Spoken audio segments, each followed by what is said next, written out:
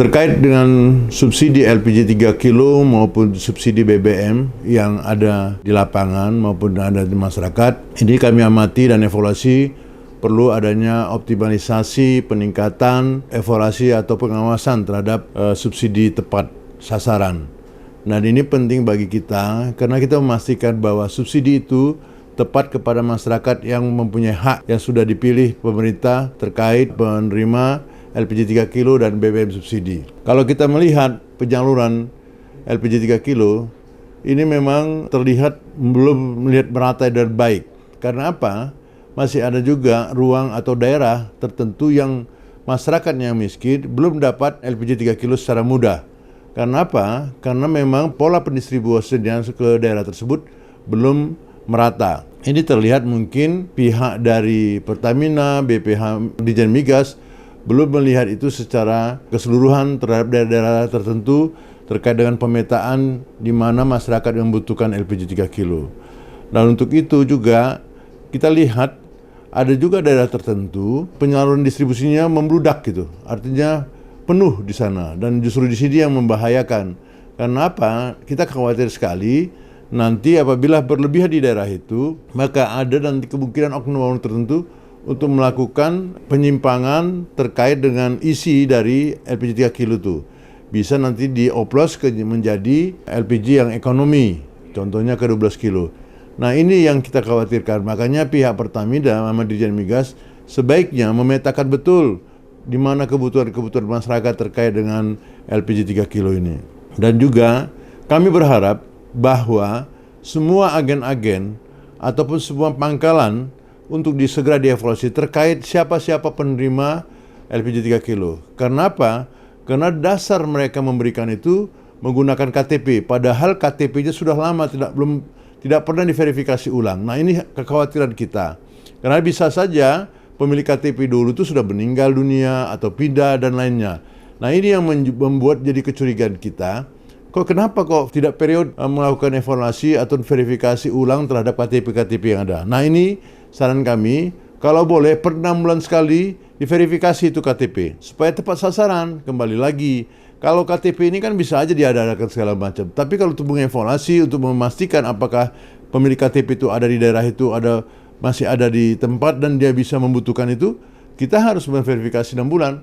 Kenapa? Bisa saja orang bisa pindah ataupun juga dia udah mampu, nggak perlu lagi dia yang beli 3 kilo. Nah, ini yang kita khawatir. Akhirnya apa? Kuota-kuota yang harusnya diberikan kepada mereka itu mungkin takutnya dialihkan ke lain gitu loh. Nah, kenapa? Semua kan berbasis KTP. Penerima LPG 3 kilo itu berbasis KTP.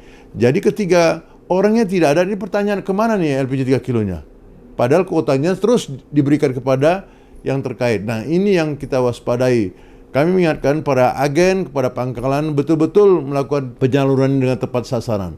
Dan pastikan bahwa memang semua penyaluran itu berbasis KTP. Saya ulang lagi bahwa verifikasi KTP harus dilakukan per 6 bulan. Karena mutasi masyarakat di bawah ini bergerak terus secara tinggi. Nah, ini harus diulang-ulang.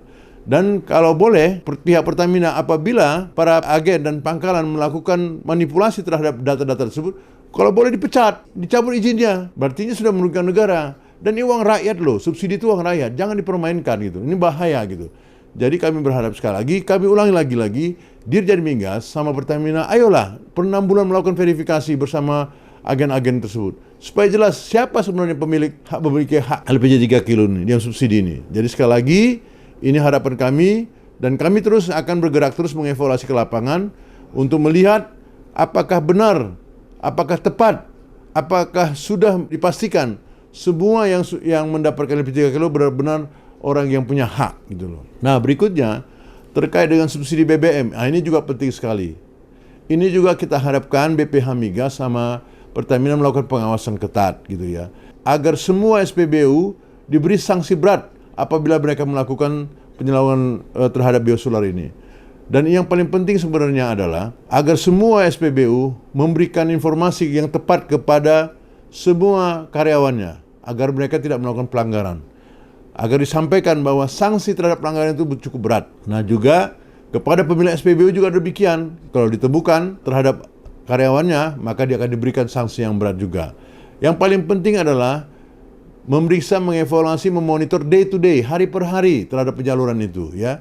Harus terus diingatkan semua, terus harus diingatkan. Saya yakin kalau di SPBU disiplin semua, ya, taat dengan aturan, tak akan mungkin lagi para penampung liar itu akan mereka melakukan itu, ya. Pastikan diawasi, dan juga bila penting kalau ada curiga-curiga terhadap tangkinya waktu pengisi itu, ya harus terus segera dilaporkan gitu loh, ditindak langsung.